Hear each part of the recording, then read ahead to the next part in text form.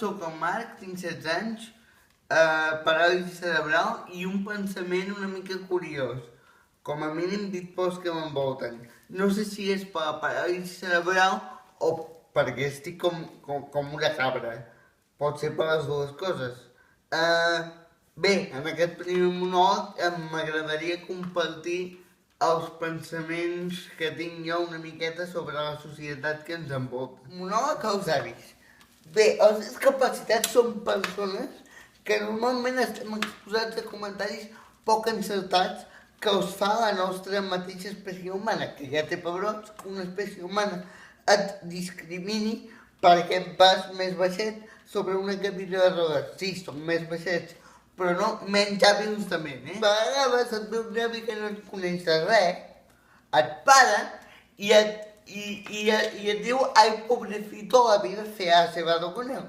I clar, la meva cara és totalment de perplexitat que no sé què dir-li amb aquell avi. Llavors a mi, per contrarrestar això, se'm van ocórrer 3 opcions. La primera seria dir-li que jo no em considero un discapacitat desgraciat i menjar-me les paraules que li vaig dir, cosa poc probable perquè em sortiria una úlcera d'estómac i pels avis que em paren durant tot l'any, tantes úlceres no m'anirien bé, ja us ho ben juro.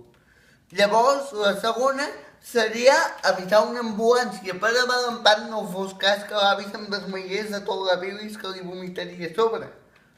I després els seus familiars em culpessin de la seva mort.